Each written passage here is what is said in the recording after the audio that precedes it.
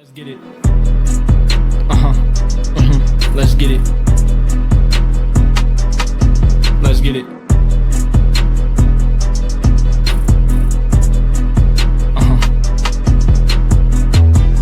Rockin' Royal, rockin' Navy, know y'all with me, let's get it, baby, rockin' Royal, rockin' Navy, know you with me, let's get it, baby. Boys just came back from their mission, we going crazy. Kalani got no problems, you could call him Jay-Z. Best fans up in the nation since the 19th. Strange staff. Welcome back to another edition of the KSL.com Rock and Royal podcast. It's the Rock and Royal Soccer Show. As you can see on your right, Carla Swensen-Haslem, former BYU women's soccer player, now ESPN Plus analyst and professional soccer analyst. Maybe we'll get to that in a little bit because she just had a banger over the weekend with the Utah Royals FC and their 2-1 win over Salt Lake City native Olivia Moultrie and the Portland Thorns. I always have to add that addendum. I'm Sean Walker, BYU beat writer for KSL.com, and we're here with another jam-packed weekend. The Cougs are back on campus. I know they're not technically classes don't start until technically this week, but it was a full slate of BYU sports this past Friday. Saturday, football opened Saturday night, 69-0 win over Portland State. Women's volleyball is back in action. Couple wins, 3 straight wins in the BYU Invitational out there at the Smith Fieldhouse. And of course, BYU women's soccer keeps winning, Carla, 2-0 over Auburn on Friday night. But before we get to that, thanks for joining me as always. How was your weekend? Thank you so much. It was a great weekend. I think you highlighted it perfectly. Had a late game with the Royals, 8:30 kick, as it was being played at Providence Park in Portland. It's one of the hardest places to play, both in the MLS and the NWSL. They have an incredible fan base, consistently just pack the house at Providence Park. And the Royals were able to come out with a win against Portland, who right now is set to make the playoffs in the NWSL, has played very well. You had mentioned Olivia Moultrie, absolutely incredible.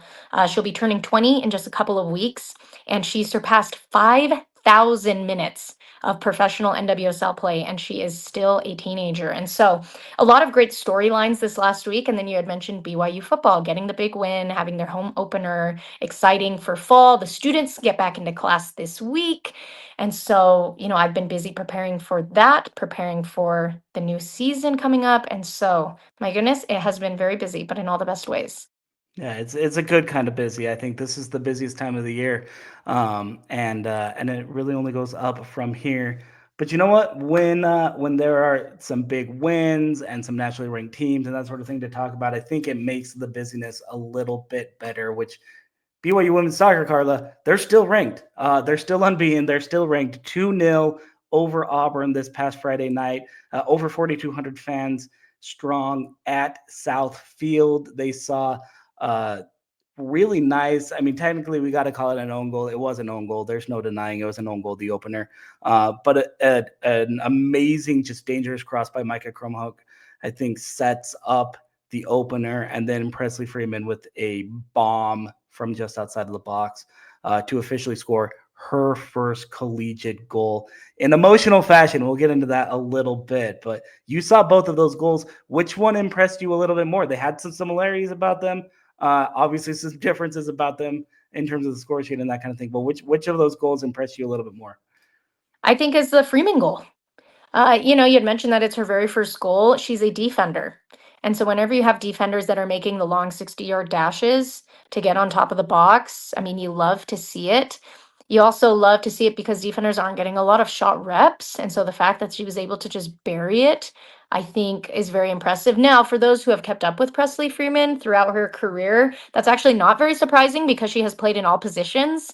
She has played as a forward. When she, played high school soccer in Georgia, she was often an attacking player.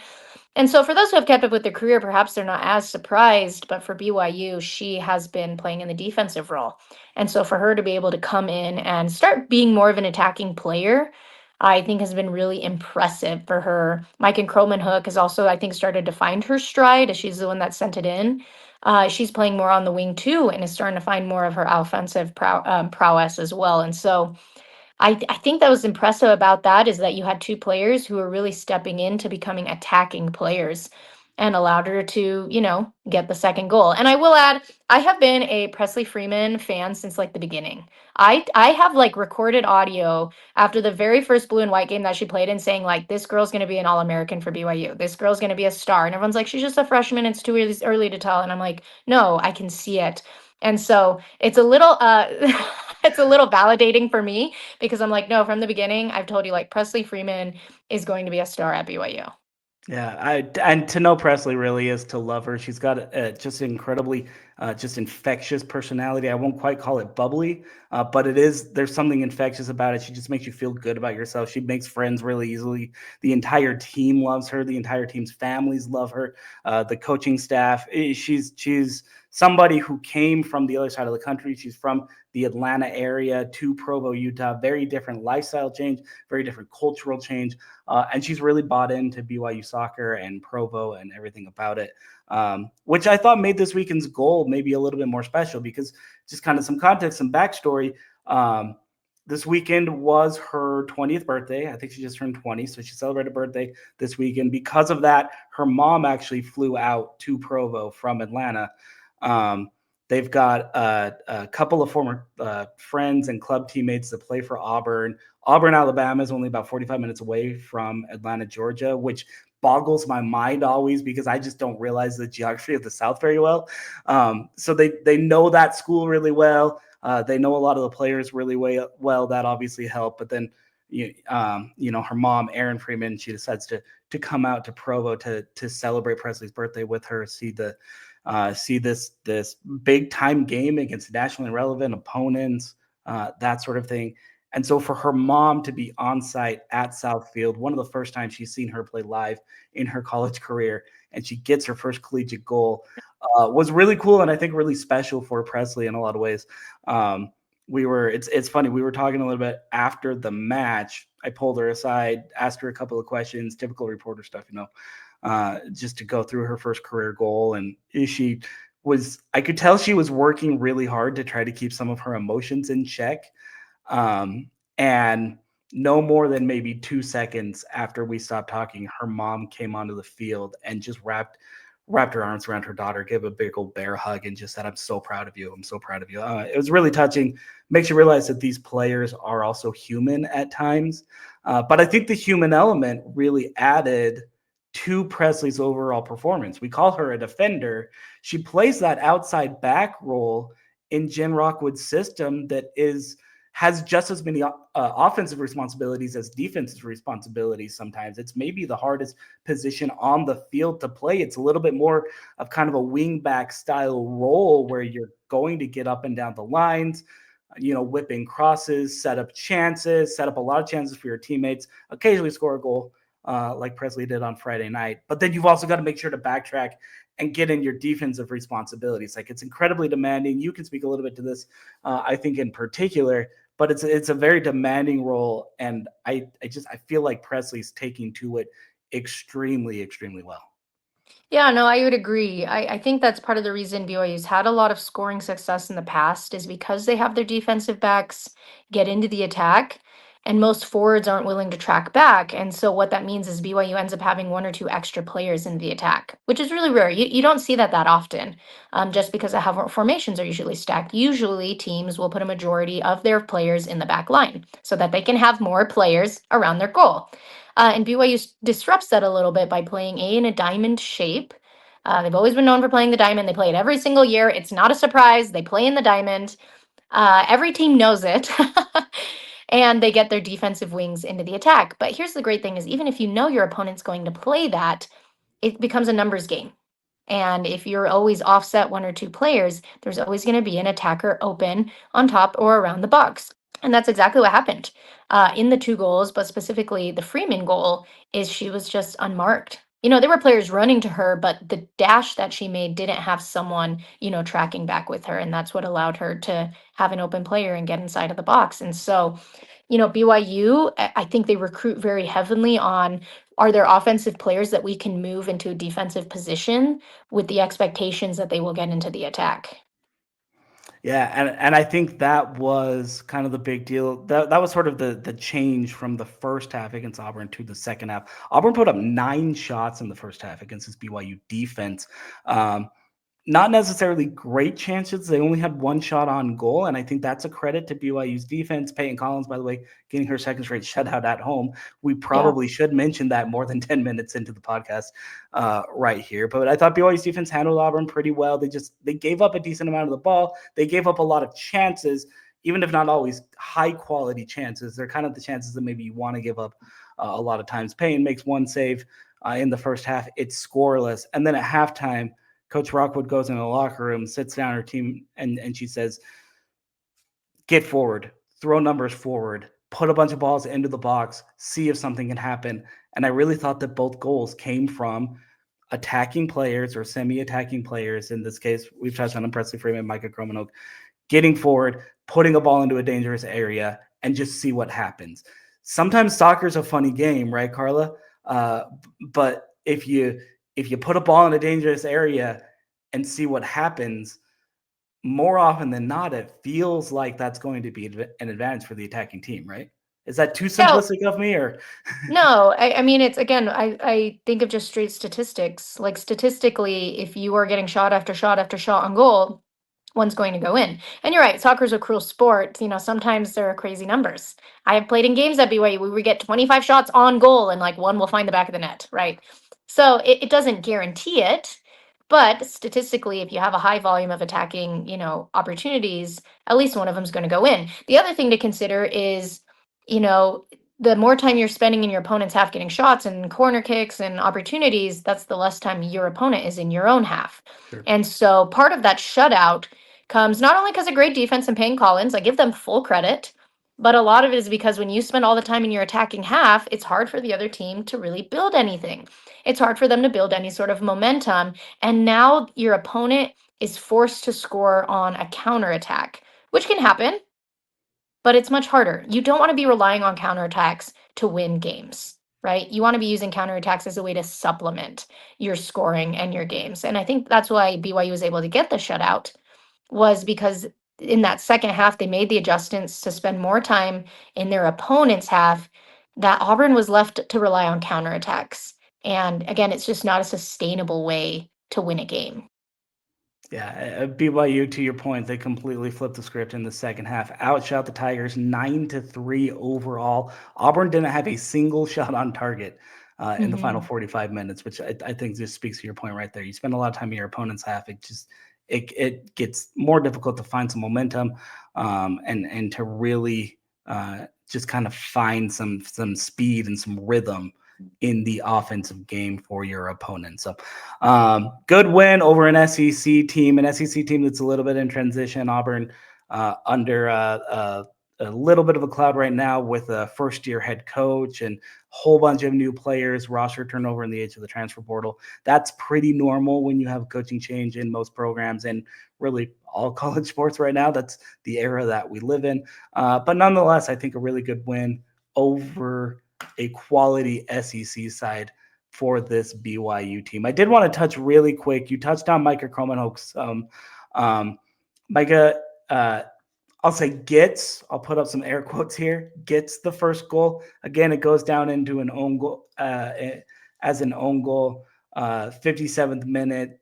Maple Mountain product gets to the end line, crosses the ball into the box. An Auburn player tries to clear it. She's an attacking player, mishandles the ball, and just sends it right into her own far post in a lot of ways.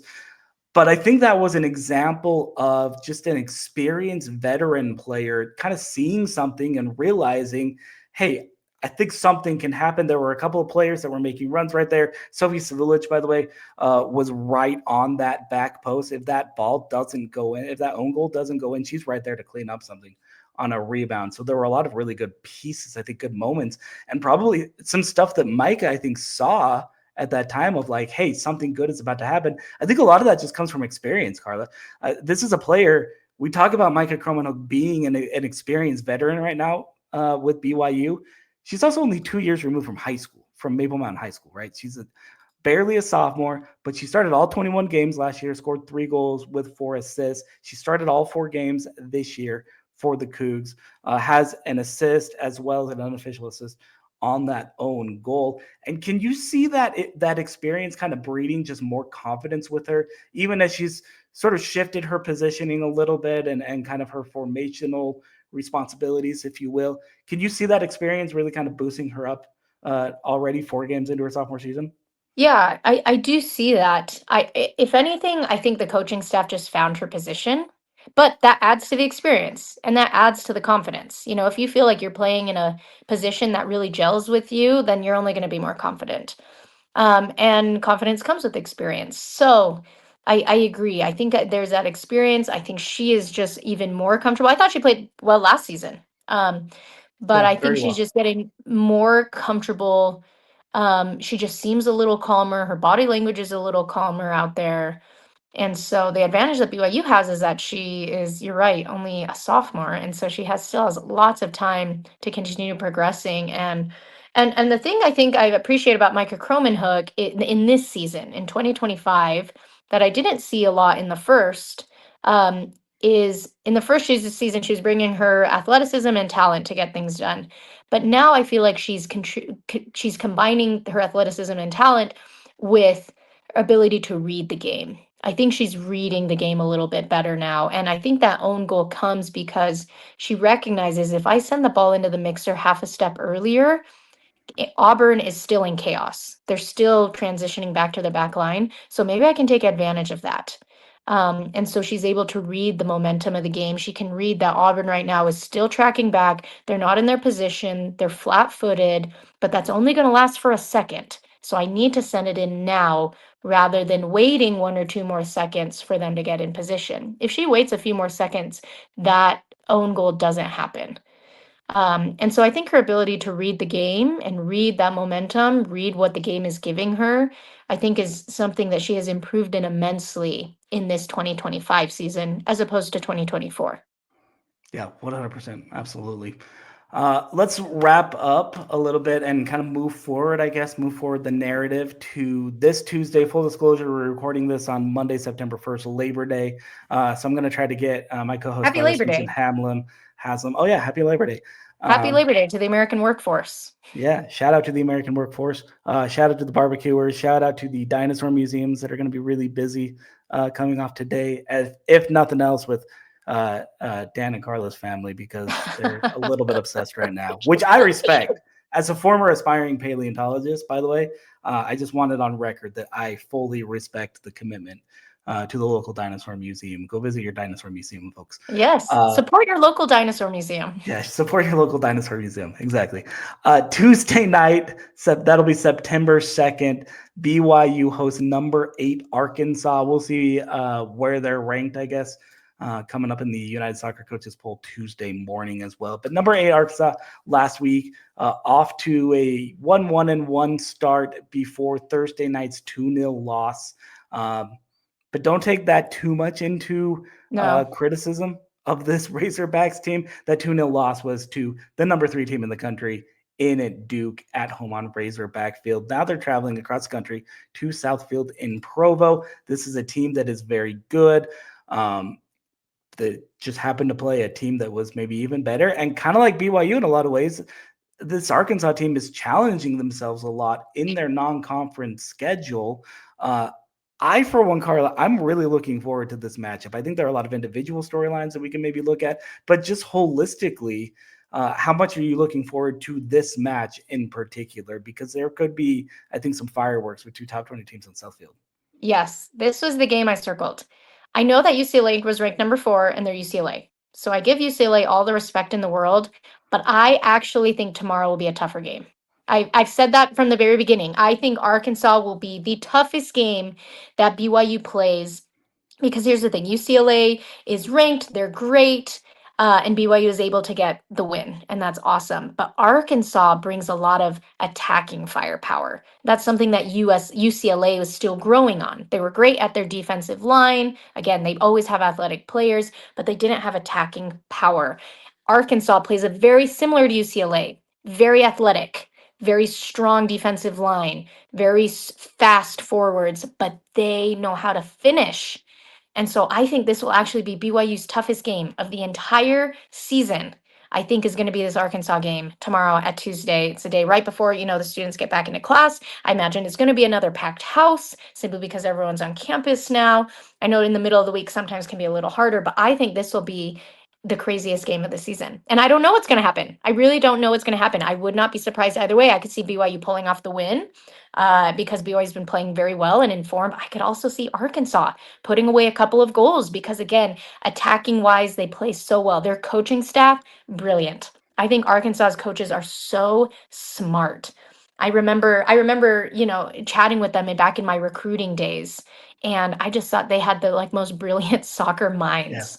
And so I think back, I know that was years ago. It's been years since I've been recruited, but I think back to my time, chatting with Arkansas and how smart that I thought, the coaching staff was. And they will make adjustments at halftime. If things aren't going well for the Razorbacks, they will make adjustments at halftime to try to respond to BYU.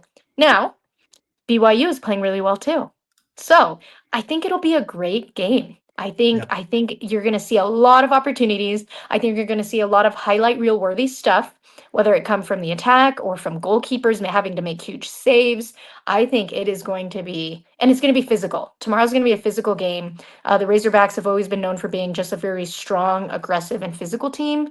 And so you're going to see a lot of pushing and shoving. I would not be surprised if you see a lot of a high foul count, especially coming from the Arkansas side. And so how does BYU respond to that? UCLA was a pretty physical team too. Auburn is a pretty physical team for the most part. But I think this Arkansas team will be the biggest challenge that the Cougs face. Now, the advantage the Cougs have is that they're at home. That always makes a big difference. And so for the fans that cannot make it to South Field tomorrow, because again, I imagine it will be a sold out crowd, catch it on ESPN Plus because it is going to be a game. That is that is called a promo in the biz, and that's why Carla Swensen-Haslem is a true professional right there. 7 p.m. Mountain Time on ESPN Plus. Number 8 Arkansas visiting number 11 BYU. This is the 4th ranked opponent in Arkansas's first 5 matches. Let's think about that one for a quick second. They opened the season with a 3-2 loss to number 13 Iowa, tied number 2 Notre Dame 2-2, and one of many, quite frankly, stunners of the early part of the college soccer season. Friday and Saturday were incredible with upsets, both on the men's and the women's side. So I don't want to put that too high, but it's been awesome. Then they head home for a 2-0 win over Georgia Southern. I mentioned the 2-0 home loss, but to number 3 Duke.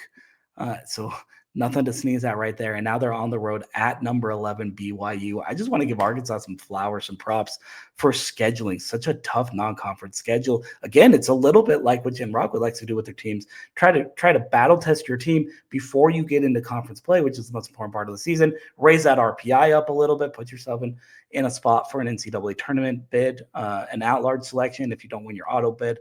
I think Arkansas is playing the schedule game really well, and they're playing well overall in general, including, I think they've got a player playing pretty well that BYU fans and certainly BYU coaches and players will know really well. Former BYU forward Erin Bailey taking her final season of eligibility with the Razorbacks, the 5'5" native of Layton High School, spent 3 years in Cougar Blue, went to a couple of college Cubs, transferred this offseason, wound up in Fayetteville. Didn't waste much time, EB did, in finding the score sheet. She scored a pair of goals against Oral Roberts in an exhibition game, and then she's got one on the season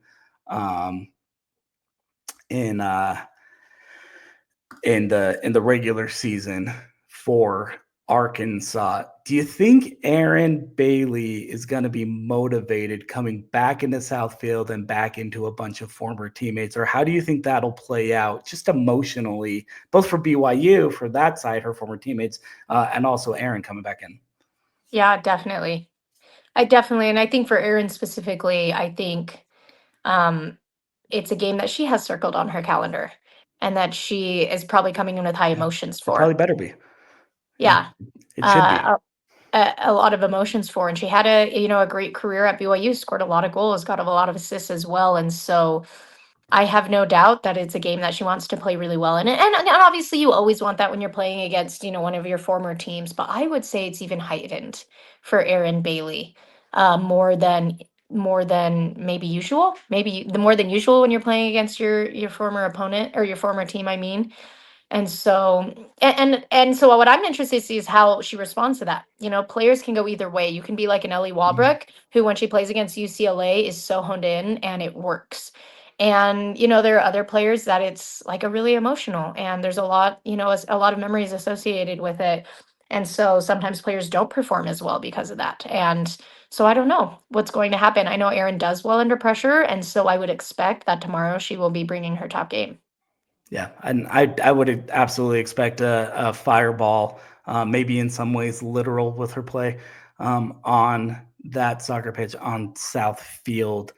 Tuesday night, if you can't catch it, ESPN Plus with Greg Wrubell, Carla Swensen-Haslem, my stunning and notable co-host who really makes this entire podcast go.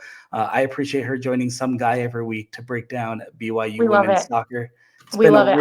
I'll be with Spencer tomorrow. Spencer Linton will be joining us on the show. Oh, no, Greg tomorrow. That's right. Spencer's back on. I apologize, Spencer. I'm sorry. He's not going to listen to this, but I really do apologize. Maybe they're both wonderful. Greg and Spencer are both wonderful. I'll bring Spencer some crumble cookies or something to make up for it. We'll figure something out there. Luckily, they're both awesome. Yeah. Spencer and Carla tomorrow at 7 on ESPN Plus, or try to get one of those esteemed tickets to South Field.